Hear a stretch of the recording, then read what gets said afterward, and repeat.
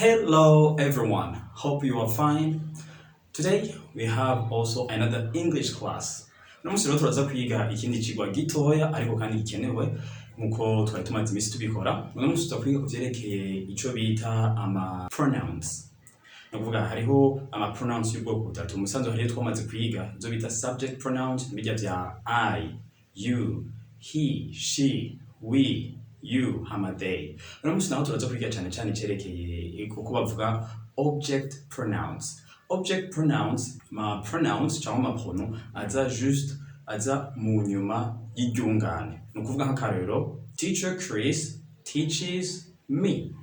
Umwigisha Chris aranyigisha. Nukuvuga abareka avuga ati uri kurerekana ko me yerekana uwundi muntu. Mugabo si yo sujet. Bibaza birumvikana. Rero turabiri hamwe ivyo bita ama object pronouns. Ivyo navyo ni nka me, you, him, her, us, you, them. Nk'akarero ushobora kuvuga uti I see them. Nukuvuga ndababona. Birumvikana. Reka rero tutatevye tubandanye naho turabire uko ubonaho ivyo bita ama possessive pronouns cyangwa hariho n'abayita ama possessive adjectives. Ivyo navyo bigoye. Mu bisanzwe ama possessive adjectives ni bijya bintu bigufasha kwerekana ko ico kintu ari cyo wawe. Nk'akaruvuze uti mu Kirundi ikaramu yanje. Mu Congereza tuca tukivuga gute? Mu Congereza wocu uvuga uti my pen. Okay? Tubanze tuvuge izo arizo hatangura my, your, his, her, our, your, they. Nk'akarero narivuze ati reka tuvuge nk'akarero mvuge nti inzu yabo ni nziza. Inzu yabo ni nziza. Mu Congereza mvuga mu kivuga gute? Inzu yabo ni nziza. Mu Congereza tuca tuvuga tuti their house is nice. Murumva yuko berekana ko there iza kwerekana ko ikintu cyangwa kumbura umuntu yegamiye ku muntu wundi. Nk'akarero uvuze ati their house tuvuga inzu yabo. Ndizera ko cumvikana.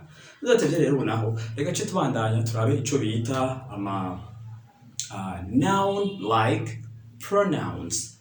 Noun-like pronouns ni gihe ubonaho ucufata ico ayo mapronom akaba arimo aba indani haba arimo izina ry'ikintu.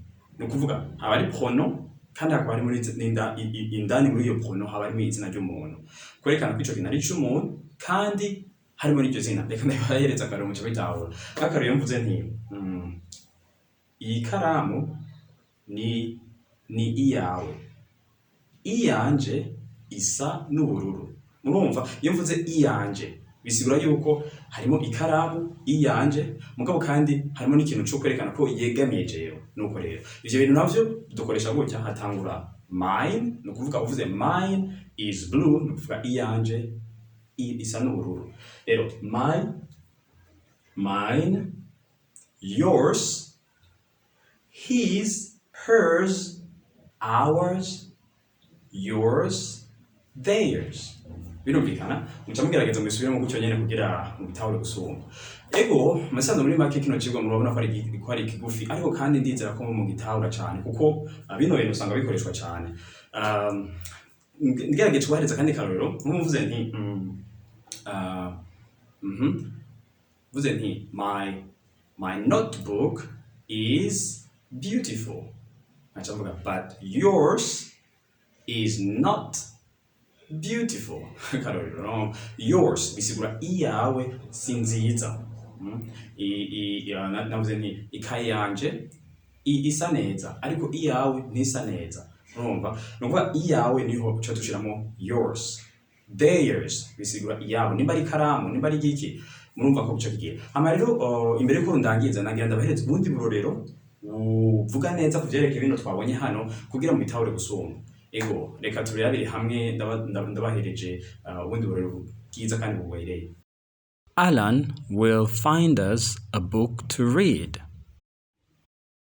Her aim is to know English. Our bike is black, theirs is red. Ego cyane ndizera cyane ko mwize mwagerageje kubona uburoro bwinshi nabahereje ndizera cyane ko mwize kandi mukomeze kwiga nagomba kubasaba yuko mushobora no kumenya mushobore kugira subscribe hama tubandanye twiga ibindi byinshi mbibage no kubisangiza abandi ndizera ko mwabiryoheye murakoze cyane see you soon.